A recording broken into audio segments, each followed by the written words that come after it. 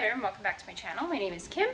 I have 4 kids and I do a lot of scratch cooking and budget shopping and stuff. So I share a lot of videos related to that, a lot of what's for dinner, not so much what I eat in a day, but some, and lots of grocery hauls and different cooking videos and stuff. So I was doing some food prep today and I thought that I might as well show you what I made and what else I'm going to be making today. So if that interests you, keep watching. All right, so something I did yesterday and today was make a bunch of granola bars. I make these all the time. Everyone loves them. I'm gonna have a video coming up soon, or it might be out already by the time you see this, showing exactly how to make them. So these ones, they all start with a honey and brown sugar base. You add oats, vanilla, peanut butter, and Rice Krispies. Rice Krispies are really good for the nice like crispy texture that most store-bought granola bars have that homemade don't have. So here, let me show you one of these. These ones I also added some peanut pieces, like the cut up peanuts that you get in the store, and I also added some peanut butter chips and a couple of Reese's Pieces on top. Next time I make these though, I would probably press the peanut butter chips into the top, or like sprinkle them in the bottom of the mold and press my mixture into it, because the peanut butter chips just melted, but they're still good. So those are for us. There is 60 something in there, like 64 or something, probably a few less now because we already ate a bunch. And then I made these for my dad today. So he likes every couple of months for me to make him a big batch of granola bars. So these ones are made the same way, just instead of peanut butter, they have sun butter because he doesn't like peanut butter. Is that focusing? No. And he likes like an oatmeal raisin cookie flavor. So I added lots of raisins. I don't really like raisins myself, but happy to use them in recipes for other people. But anyway, sun butter instead of peanut butter, added raisins, and also lots of cinnamon. So those are for him. I just made some granola. This was seriously so easy though. I don't think I would even make a video on this because it's so easy. But let me show you the recipe. All right, there's the recipe there. You can absolutely feel free to take a screenshot. I think I wrote down the cinnamon amount wrong though. So I've actually been using half of that, but that's about what I make. Granola is one of those things for us. We like it when we have it, but we will often like not eat a whole like store-bought package. So, and it's expensive too to buy it store-bought. So I like to just make small amounts at a time. We'll go through a little bit, but we don't usually go through a big package. So I just make a bit at a time. I hard-boiled a bunch of eggs. That's a snack that everyone seems to like around here. And then over here I have some bagel dough rising. I'm about to make some whole wheat bread. Yeah, so with my bread, I put the ingredients into my bread maker and press dough, and then 2 hours later, the dough is ready to go into the oven. Makes perfect bread every time, and it's so easy. So I'm about to set up my bread maker for that, and I'll show you how I make my bread. Another thing that I've already done is make a bunch of yogurt. So yeah, this amount of food prep I do once every 2 weeks, and I spread it out over a couple of days, so it's not that bad. I make like 2 things a day. Except today, I just went crazy. It's Monday and I'm usually pretty motivated on Mondays, but this is our yogurt. I use a 2-liter carton. Oh, I'll show it to you actually. So I make my yogurt in my Instant Pot, and if you buy the microfiltered milk like this in the carton, it's a bit more expensive than buying a gallon, but then you can just pour it into your Instant Pot. I also add a can of sweetened condensed milk, which makes it really nice and thick and perfectly sweetened. And I also add quite a bit of vanilla, about 2 tablespoons. And you just press yogurt, and in 10 hours, you have yogurt. I put it straight into the fridge. I don't stir it first because that will kind of mess up the texture. And then I just put it into these containers, and it makes 2 of these plus like a half one, but we've already eaten half one. And so I'll make a batch like this once a week. I was doing it every 2 weeks, but everyone really, really likes this yogurt. So we're eating a lot of it. And so we have it for breakfast with homemade granola, or just have it as a snack with some sprinkles. The kids really like that, just like a tiny bit of sprinkles. And yeah, we really like that. Okay, so here's my whole wheat bread recipe. This will make 2 loaves. I did forget to list the salt on here. I made this decal and put it on my bread maker. And on my other bread maker, I have my white bread recipe. Yeah, I forgot my salt. It's about a teaspoon per loaf, so 2 teaspoons I will put in here. So yeah, warm water, yeast, and sugar and milk. And so you add that, let it proof. So that means let it bloom. Let it sit until the yeast gets bubbly. And then you add in your oil, your salt, and then your flours, and then press the dough setting, and it'll literally make the dough for you 2 hours later. So I'm gonna go ahead and do that. All right, so I'm just gonna let my yeast bloom there. All right, in here I have a cup of milk, 2 tablespoons oil, and 2 teaspoons of salt. This is milk that was like super marked down, 44 cents for a gallon, because it was about to expire. So I'm planning on using a lot of it in baking. All right, so in here, we love this game. I have, it's supposed to be 2 3/4 cups white flour, 2 3/4 cups whole wheat. I just did 3 cups whole wheat and 2 1/2 cups white, because honestly I was feeling kind of lazy. So I'm gonna put this in my bread maker and set it to the dough setting.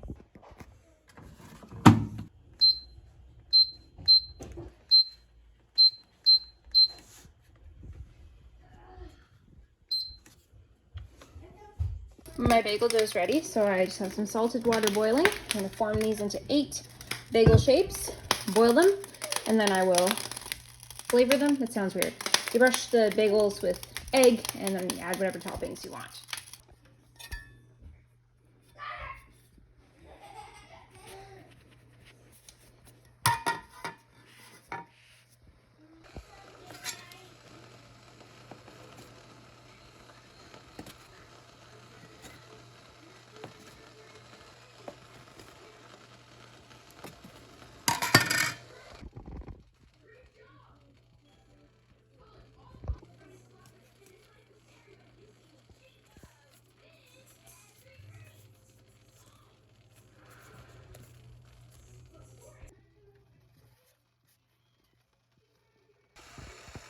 All right, so there they are all shaped. Once this comes to a boil, I'm going to grab my slotted spoon, and you boil these for 2 minutes. So I usually do 2 batches, and then I take them out and I'll show you the rest of the process. My ridiculous, broken, melted, slotted spoon, but it is perfect for bagels. Like the right length, right size, like, yeah. I like it. Oh yeah, so my water is boiling away. So I'm gonna start putting these bagels in. I'm gonna do 4. And then I'm going to set my timer for 2 minutes. And they're going to double in size. Oh, I think I can fit more. I can fit a 5th one. There we go. All right, in retrospect, I should have just stuck to the 4 because they puffed up. But that's okay. So I'm gonna remove those and get the last couple in there. I forgot to mention, I also fed my sourdough starter today. So I just had like probably a 1/4 cup in there. Oops, no. And I just realized my camera's upside down, but it's fine because I can edit the picture or edit the video to be the right side up. But yeah, there's like a 1/4 cup starter usually in there, and I add like a cup of flour and about a cup or a little less of water. Probably more like 1/2 cup of water. I like a thicker starter. So that's not gonna be ready today, but it'll be ready either tonight or tomorrow. All right, I don't know where my pastry brush went, but I've got egg beaten in here. I'm just gonna use this spatula to brush it all over each of these bagels, and then I will top them. I'm gonna do a couple with cheese, a couple with everything bagel seasoning, and oops, I usually do some cinnamon raisin, but we're out of raisins, so I'm just gonna do a cinnamon sugar topping on a couple of them, and then obviously I leave some plain too. All right, there you go. They're all coated, and the egg wash is important. It provides like a certain texture to the top. It helps with like the glossy sort of bagel-y look. So yeah, that's why you do that.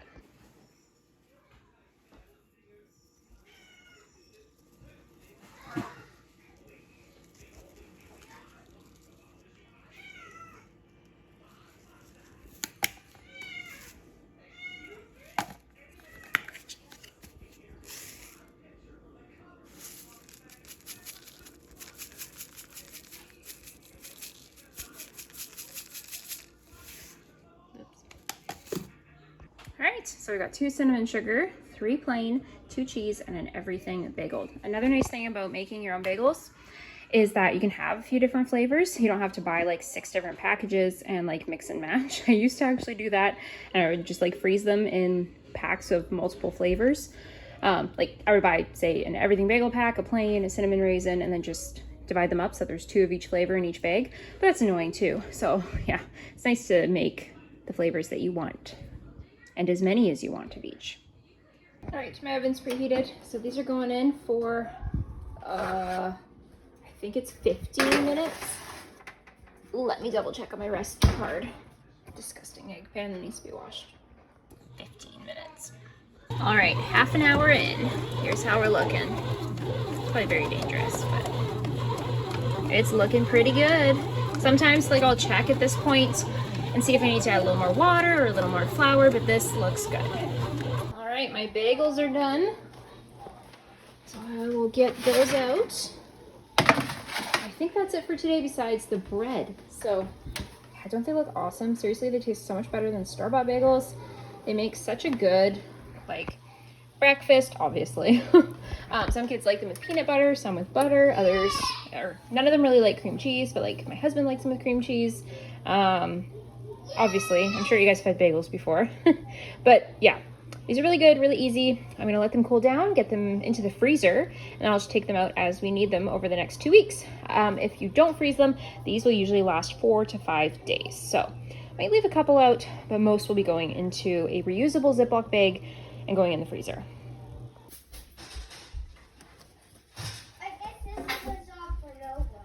All right, so I just sprinkled a little flour on it. It's a little sticky and rolled it out, dividing it in half.